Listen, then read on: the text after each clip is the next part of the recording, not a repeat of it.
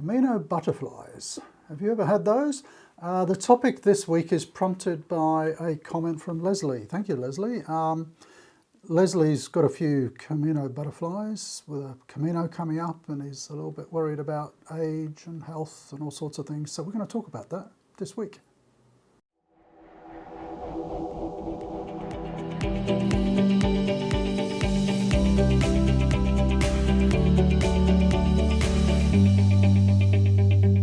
So Leslie, Camino Butterflies are very much the norm. And what I thought I would do is to share a little story. I was lying in bed a couple of days ago thinking about my next Camino, which is, I don't know, about 4 months away. And I was having Camino Butterflies, just like you are. Why? So let me explain why I was having Camino Butterflies and then, I guess, how to overcome them. So I was lying in bed because a week ago, exactly a week ago, I had some minor surgery, nothing life-threatening, just one of those things that you had to get done. I was in and out in a day, but it meant that I was pretty immobile, and I was in bed for a few days, and I was trying to get around on a stick because everything hurt so much. And I was feeling a bit sorry for myself. And I started to think about my next Camino, and it's 3 or 4 months away, and the challenges of getting ready for it. And I'm thinking, it's going to take me at least another 2 or 3 weeks to get over this surgery, and then I've got to start getting fit. I'm still not reaching my weight goals. I'm behind on that. I set out way back with wanting to lose about 20 kilos in weight. I think I've lost about 12. I'd love to lose another 10 or 15. Can I do that in 3 or 4 months? I've got a series of things that I have to check out. You'll understand where all this is going in a minute. I've got arthritic knees, so I've got a thing from the doctor to go and get those scanned because I really want to know how bad they are and how best to cope with those on my next Camino. The last few weeks I've developed plantar fasciitis in one foot. How on earth? I really haven't been that active. I can only put it down to the fact that through COVID, I've been working from home, and I've been walking around the home in bare feet and in what we call in Australia thongs, flip-flops, those flat sandals, and without the support to my arches, I've developed this plantar fasciitis. So I've got to get those scanned and see how I can get that fixed if I can before I go. Work is very busy. I run my own business, and I told people about 6 months ago I was planning to go, but the time is kind of rushing towards me, and there's lots of things I've got to prepare because I don't want to leave people in the lurch, when I'm away from work, and other people are going to have to cover for me. So there's all kinds of things I've got to prepare on. This is how you do that, and this is how you do that, and who's going to look after various activities that I normally do. As my wife, of course, who I'm going to be leaving for a couple of months, and we have our niece staying with us who's studying, and I'm thinking, like, what do I have to prepare for them that I would normally be doing while I'm here?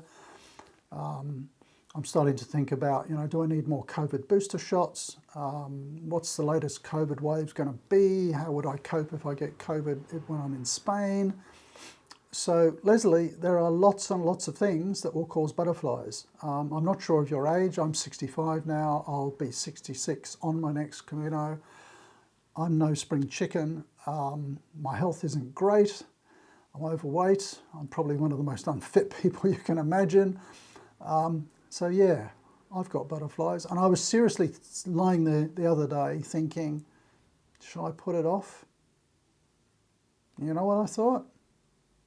No way, it's too easy to put it off. And I've been putting it off for 3 years.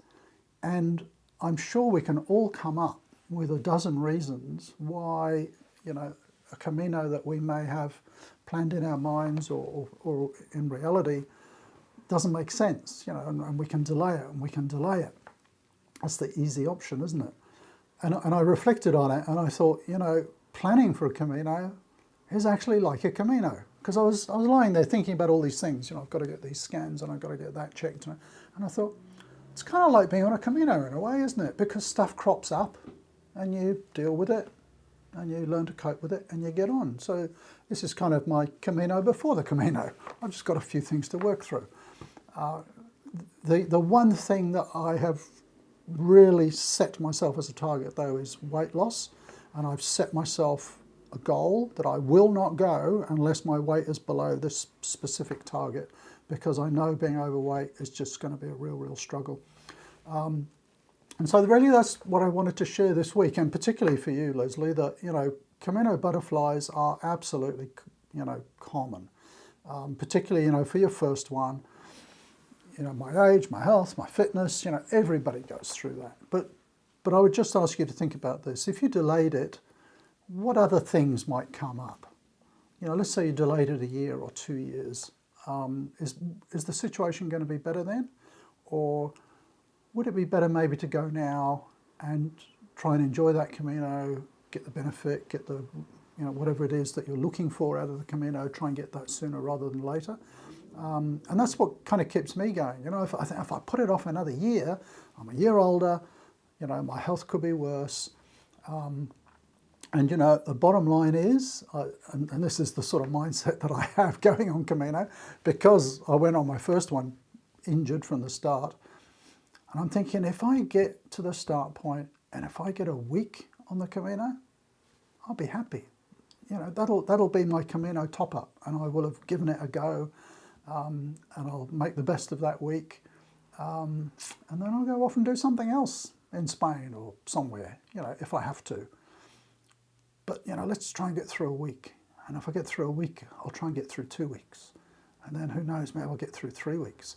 And I reckon at the 3-week point, I'll be okay. I'll have got into the groove, and, you know, I'm probably going to make it, bar, you know, any catastrophes. So anyway, that was the thing I wanted to talk about this week, Camino Butterflies. So don't worry too much about the Camino Butterflies if you're planning your first Camino, absolutely normal. And you know, I could come up with 100 reasons in my head why I shouldn't go next year.